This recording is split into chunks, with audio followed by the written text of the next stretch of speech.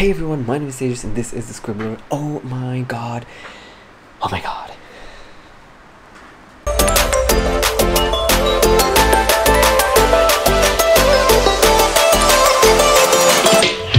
Hello, testing. 1, 2, hello there.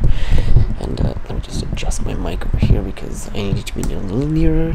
Because I'm trying to be quiet. It's like 11 p.m. right now on a Monday morning. Is it Monday? I think it's Monday. Doesn't matter, does it? Because we finally found, well, not found, they finally released Harry Potter Wizards Unite gameplay. We have actual gameplay.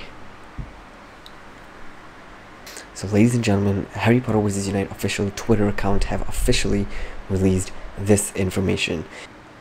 So here it is. Here is the tweet that Harry Potter Wizards Unite released about an hour or so ago from now, and they say, calling all wizards, take a first look at Harry Potter Wizards Unite. First look. So we head on over to the website. Now first of all, let me just tell you, this website still exists. So this is the new one.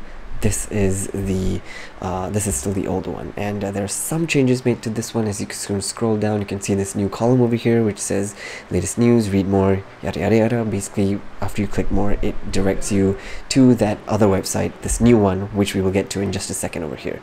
So if you scroll through this original website, you'll see that the calamity, the threat level, is still at level 3, so that has not increased yet. So there's that, and nothing else on this website is new. So let's head on over to the first look website. This is the new stuff. We see Buckbeak over here, Hippogriff. Oh my god, this is amazing.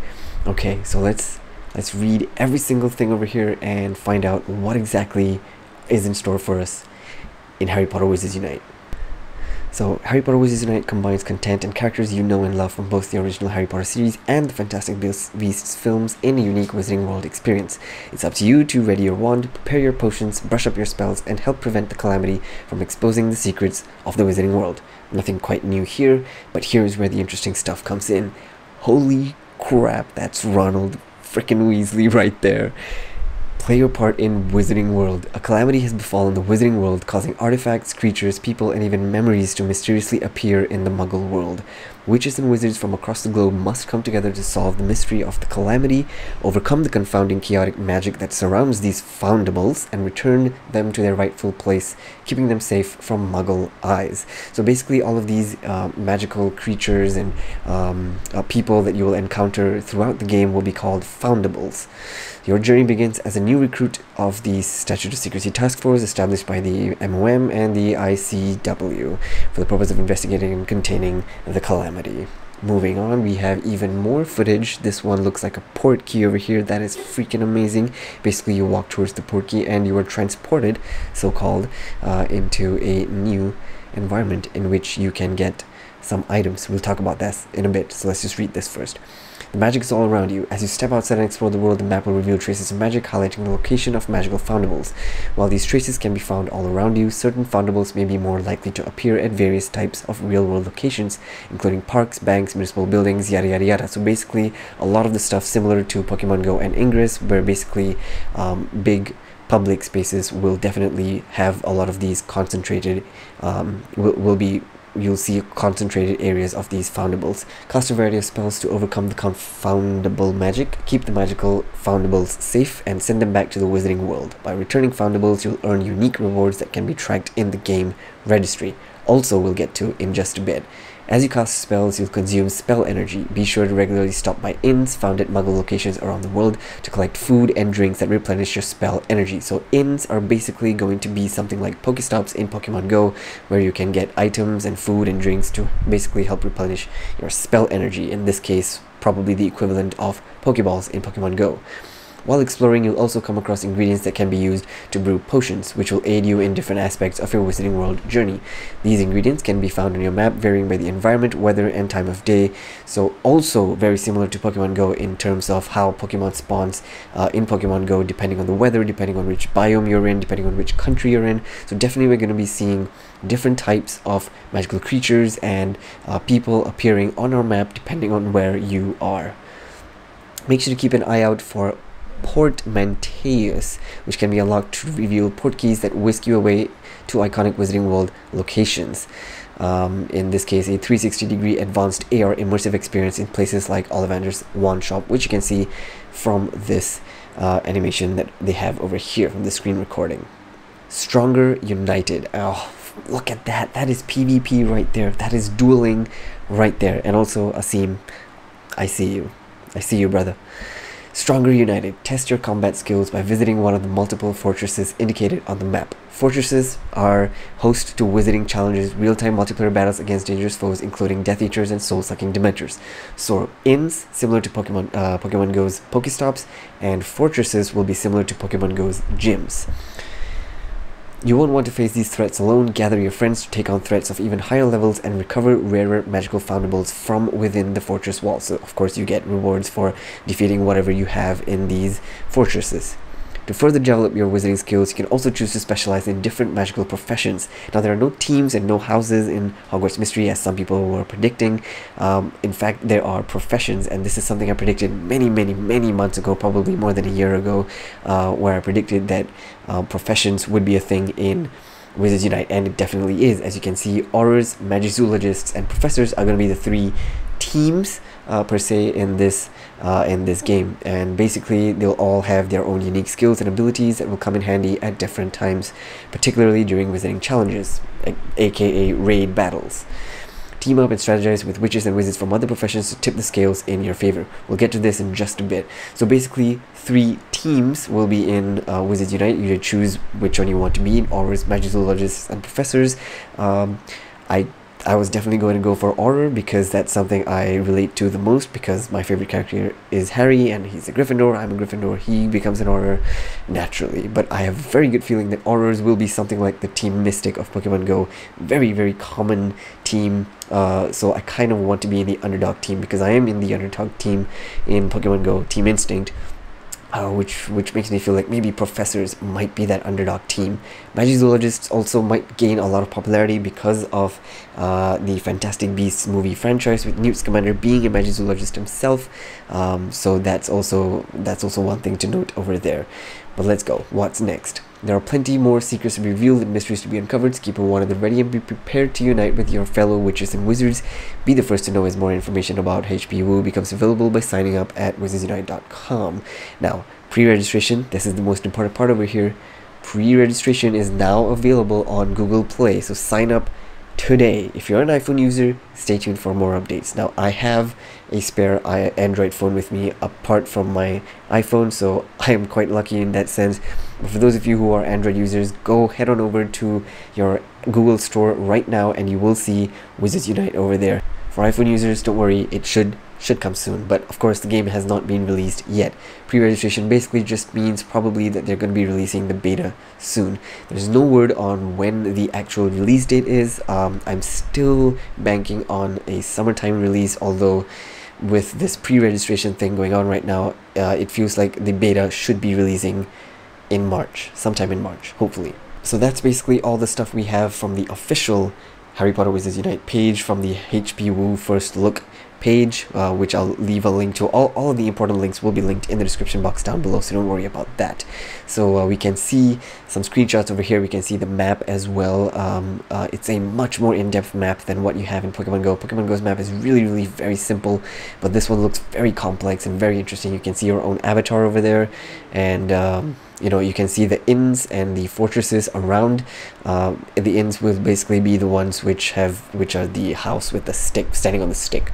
That's basically going to be the inn. So looking at the map overlay, you can see that it's very similar to Pokemon Go. In the top right hand corner, you see the compass, you see the weather that is in game right now, which will match to the weather of your real life location. So that's pretty cool. The bottom 3 icons over there. On the bottom left, you can see your character's level. In the middle over there, you can see the registry, and over to the right you see a checklist calendar type thing, which is probably like some kind of research tasks or quests that we will have to fulfill as we play this game. To the other screenshot, we can see basically what the registry looks like. So in this case, it looks like this player has chosen to be a Magizoologist, because you can see that Care of Magical Creatures is the thing over there, written on top, with his rank being rank 2. And basically it looks like you have to collect all these items in the game to unlock and to go further along in your game's progress, and hence you'll be able to rank up and increase your rank. Now all of these different icons that we see at the top over here, of the top of the registry, we saw this in the Niffler video. We were not sure what they were, but now we do know what they are, because thanks to, I'm gonna head on over to Eurogamer's article where they actually got to play Wizards Unite themselves and basically explain what the game is going to be all about. So lots of more information over here. So let's dive right into this one with this. As I mentioned earlier, Wizards Unite has no teams, no houses to compete against, no competitive spellcasting against other players. Everybody is on the same side, working together as a part of the SOS task force. Yada yada yada. You choose from 3 classes: the Auror, which will be best at spellcasting and defeating dark wizards; the Magizoologist, which is a tanky support, best at tackling magical beasts; and the Professor, who has a deep magical knowledge, which further interests me in maybe going towards Professor, because it seems like a very interesting and intriguing profession to have in Wizards Unite. So each has their own skill tree which you can invest into, and most importantly, switch between at will. So this is the best part of what I'm about to read to you guys. You can basically, you don't have to really choose between an Auror or a Magizoologist or a Professor. It looks like you can switch at will, which is just amazing. So I will not miss out on being an Auror if I choose to be a Professor, and I'll still be able to enjoy what a Magizoologist should be able to.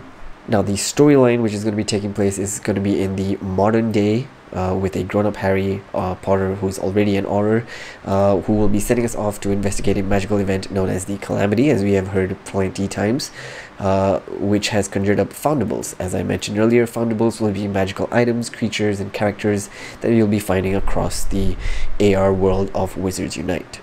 And of course, Niantic has promised us that we will be seeing plenty of familiar faces from the Wizarding world pop up during this game. So regardless of which timeline they were from, we will definitely be seeing a lot of iconic characters coming into Wizards Unite. So foundables are littered across the map like Pokemon, and appear as icons reflecting the type of encounter they contain. It could be a trapped demiguise as seen in Fantastic Beasts, which you must cast Alohomora to free, or it could be an enemy like a Death Eater or werewolf, or a vision of a creepy Dementor attacking Prisoner of Azkaban era Harry Potter, which you will need to defeat. Encounters begin by lining up an AR reticule to lock on to the foundable, then feature a series of spell casting movements to be copied via the touchscreen. The tougher the encounter, the more of these you'll need as you wave your wand to cast spells to attack, and then quickly swipe to Protego yourself when you need to defend. It's a more involved form of encounter than the simple curveballs of Pokemon Go, perhaps less suited to being on the go, but as with Pokemon Go, AR is entirely optional, and switching it off may speed things up. As you can see from the tab on the top right hand corner, you can toggle between on and off for the AR mode. I'm pretty sure I'll be playing in AR for the first few days, maybe first few weeks at the very most, but I will pretty much be switching over to the non-AR mode very soon, because AR takes up a lot of battery, and this game definitely will take up a lot of battery, just like how Pokemon Go does. So that AR functionality is there. Maybe we might get something similar to AR Plus in Wizards Unite as well. Remains to be seen. So with your foundable secure, you'll unlock it in your registry. So a registry is something similar to a Pokédex, but not quite. It's kind of a page where you basically earn stickers or medals basically to further progress your game's progress. So those 8 registry icons that we have seen so far, these are what they are: Care of Magical Creatures, Dark Arts, Hogwarts School, Legends of Hogwarts, Ministry of Magic, Magizoology, Magical Games and Sports, Mysterious Artifacts, Wonders of the Wizarding World, and Oddities. That's a lot. Niantic has promised at least 100 of these encounters will be released in the game at launch, with more to come. So again, it's similar to Pokemon Go in terms of the Pokédex, where they release Gen 1, and then a few months later they will release Gen 2. So similar to this, we will have 100 of these encounters at least once the game launches, and as we move along, we'll encounter more of these special encounters, and eventually we will have more and more unlocked as we move along in the future. Spawns, as I mentioned earlier, will also be dependent on where you are, the time of the day, location, the weather, and everything like that, including moon phase, which is interesting because we have werewolves in the game, and having a werewolf obviously means they will be more common closer to the full moon or only on the full moon, and of course they probably might also only be available during the nighttime, or at least will be more available during the nighttime and slightly less available during the daytime. Similar to how in Pokemon Go, ghost type Pokemon appear more during the night as compared to the day. Now the toughest of these foundables, so basically the legendary foundables, will be locked away in fortresses and they won't be available in the wild on your map. So again, very similar to Pokemon Go, but I'm liking this a lot. So the legendary tougher foundables will be locked away in fortresses, aka gyms, in a raid-like location, raid-like situation in which you have to go through a few dungeon floors to progress through as a team. And you have to do this as a team, you can't do this alone, I think. So you'll need an item called a runestone, similar to how a raid pass works, in order to gain access to the fortress in which these foundable encounters will be at. So you can have about 5 players at that specific location helping you defeat the foundable over there. And each floor or room or fortress has a set of enemies within it, some better suited to your class than others, which is why it's incredibly important that whenever you have your raid parties, that they should be at least comprised of people from all the 3 different professions, because an Auror will find an easier time to take down the Death Eater, while a Magizoologist will find it easier to take down Pixies, so on and so forth. And again, the professor profession has been very vaguely mentioned over here, which makes me even more intrigued to be a professor. Let's just say, for example, if your entire team is comprised of Aurors only, and some of the enemies that you have, some of the foundables that you encounter in the fortress are pixies or other magical creatures, you might not be able to take it down as easily if you had at least 1 Magizoologist on your team. So try to have in your team a mixture of professions in your group of 5. So players pick an enemy they want to fight until there are none left, time runs out, or your party is defeated. Complete 1 floor and it's on to the next, with rewards and difficulty ramping up as you progress. So that's pretty standard stuff over there. So as I mentioned earlier, similar to Pokeballs in Pokemon Go, you'll need magical energy to cast your spells, and the help of potions to heal yourself, and brew helpful effects such as poison that gives damage over time. Now the reason why I also said why Wizards Unite's map looks much more complicated than it does on Pokemon Go's map is because you're also going to be seeing postal letters flying overhead and smoke curling from the chimneys of nearby buildings on your Wizards Unite map, as compared to the Pokemon Go map, where literally the only things popping up are your character's avatar, the gyms and Pokestops, and literally nothing else, I think. So these buildings are basically the inns, or aka the Pokestop equivalent. Pick up food items, blah blah blah, spell energy, greenhouses where you'll find potion ingredients, etc. And there is actually one more location type, which is called a landmark, which denotes an open area more likely to spawn a particular foundable type. So maybe this is something similar to how the darker green patches in Pokemon Go have nests, and these areas usually spawn more Pokemon rather than some of the majority of the map as compared to these specific locations. So this landmark area is probably also something similar to a nest.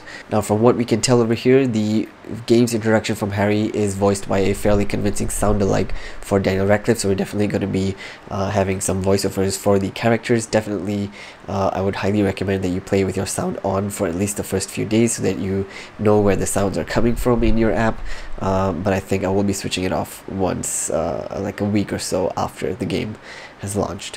One more additional feature that makes Wizards Unite players feel even more into the game itself is because when you create your own avatar, you'll actually be able to upload a photo of yourself and apply Harry Potter themed clothing and accessories onto your head, some of which will be earned through in-game achievements. So it's not just like in Pokemon Go, where you have a already cartoon-ish like figure or avatar, and then you can only you know, dress him or her up according to whatever items are involved in the shop. In this case, it looks like you'll be able to upload a photo of yourself, which makes it very, very interesting. And of course, we have the Portkeys. As we saw earlier, the Portkeys are basically teleportation items that you will need to unlock. And, according to Eurogamer's article over here, it sounds similar to how Pokemon Go's eggs and incubators work in Pokemon Go. So that's probably how Portkeys will work as well.